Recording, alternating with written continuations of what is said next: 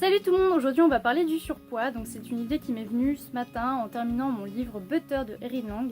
Je ne sais pas trop comment ça se dit, mais c'est un livre qui traite du surpoids et ça m'a fait beaucoup réfléchir.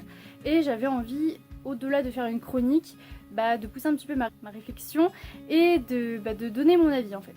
Donc aujourd'hui on va parler précisément de la vision que l'on a du surpoids et pas des causes. Ça c'est propre à chacun, ça ne me regarde pas. Cependant, comme je sais que c'est une vidéo avec un sujet délicat où il faut faire très attention, je tiens à préciser que ce que je veux dire là, c'est mon avis personnel que j'ai envie de vous partager et que je ne suis ni un robot ni un ordinateur, donc ça peut m'arriver de faire des erreurs ou de mal formuler ce que j'ai à dire.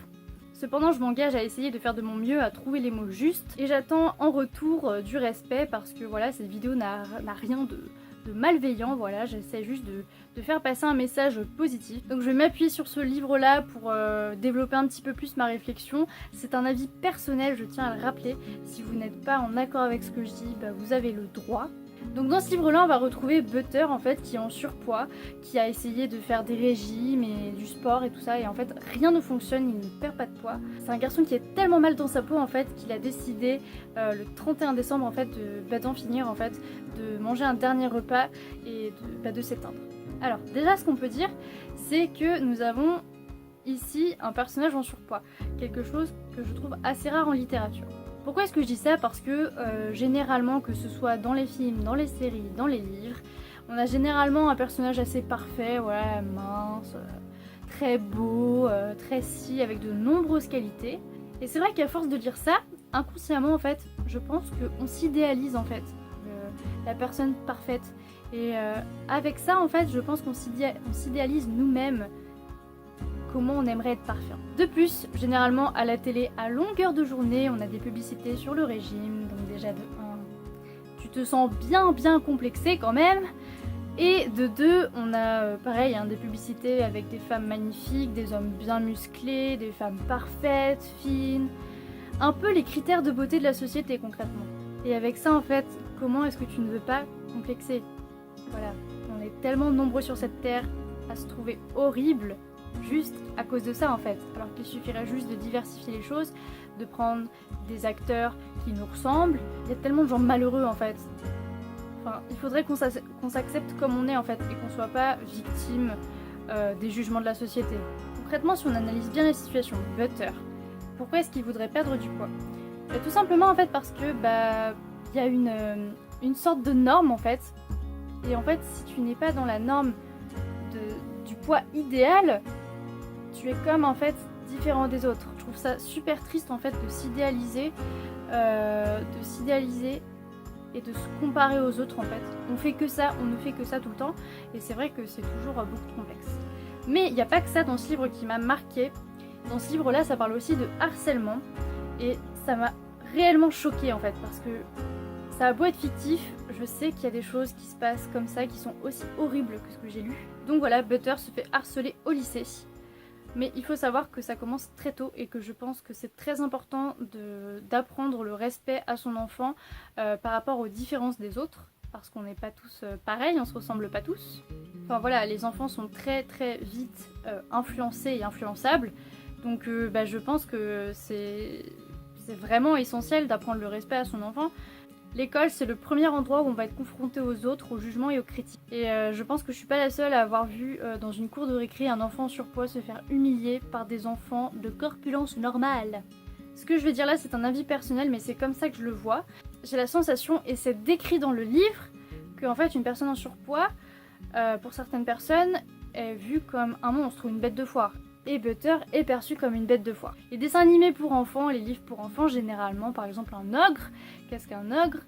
C'est une personne, une personne qui est grande et qui est imposante. Donc à mes yeux, à partir de là, il y a un problème déjà. Et du coup, ensuite, j'ai la sensation que un enfant, il cherche généralement à s'identifier à des personnes qui lui ressemblent. Et c'est là où c'est vraiment mon avis personnel. Enfin, j'ai l'impression en fait qu'un enfant, quand il rencontre quelqu'un qui est totalement opposé physiquement de lui, eh bien, dans sa tête, ça fait « tu es différent de moi, donc je peux me permettre de t'insulter, de t'humilier, de te rejeter en fait, parce que tu n'es pas comme moi. Je tiens à dire qu'il n'y a pas que chez les enfants que ça fait ça, chez les adolescents aussi, et très certainement chez les adultes aussi, inconsciemment. Du coup, on va revenir au harcèlement. Dans ce livre-là, j'ai vraiment lu des choses... Waouh, ça m'a vraiment fait mal au cœur en fait de lire ça, et c'est pourtant... c'est un livre pour moi qui représente vraiment la réalité des choses. Je trouve ça vraiment dingue en fait de s'en prendre à une personne en surpoids, alors que concrètement, une personne en surpoids, qu'est-ce que c'est?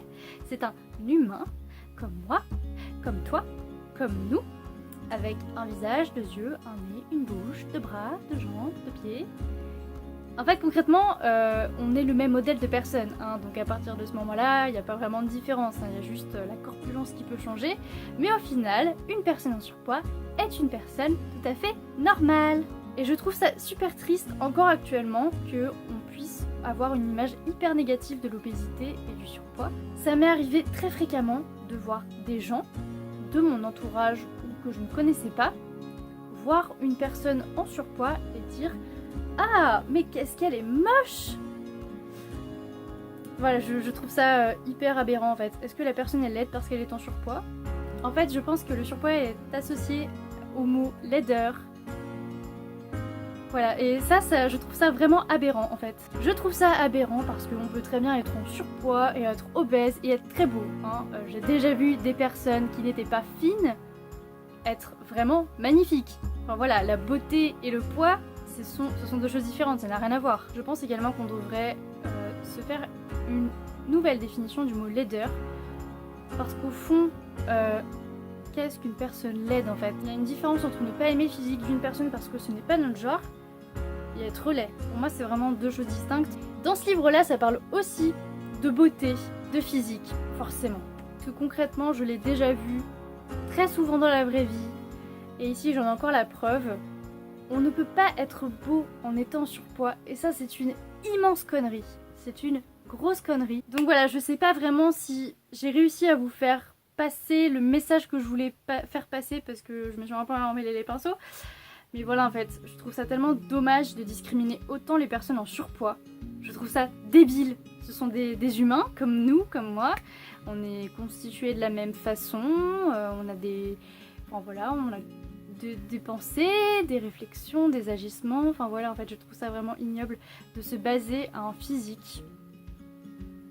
Une personne n'est pas juste un physique. Une personne, c'est aussi là-dedans. Donc voilà, pour moi ce livre-là, Butter, je l'ai vraiment adoré. C'était vraiment un livre génial qui reflète à mes yeux parfaitement la réalité, parce que ça parle vraiment des sujets importants, donc c'est-à-dire le surpoids, le physique, le harcèlement, la discrimination. Ça peut aller vraiment hyper loin, et à mes yeux c'est vraiment un livre avec un message vraiment très très fort dedans. Donc je vous le conseille, hein, franchement c'était un livre vraiment génial, j'ai passé un super moment, mais j'avoue que c'est un sujet triste, au fond c'est vraiment très triste parce que ça reflète vraiment la réalité des choses, et je pense que ce serait cool que ça change un jour. Donc voilà, si jamais vous avez été harcelé quand vous étiez petit, je sais que ça provoque des traumatismes, mais faut pas oublier que les personnes qui ont été très méchantes avec vous, ce sont des personnes qui sont en souffrance, mais comme c'était des personnes blessées, est-ce que vraiment leur avis compte réellement? Non.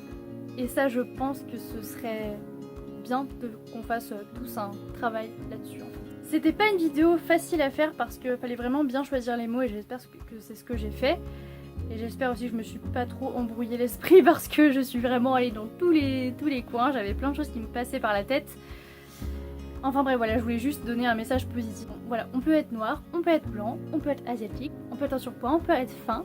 Au final, tant qu'on est tous humains, je pense qu'il n'y a pas de raison de s'inquiéter ni de faire de discrimination en fait. Voilà, on est tous humains, donc je pense que ça passe et qu'il n'y a pas vraiment de raison de faire du mal aux autres et de se moquer de leur physique.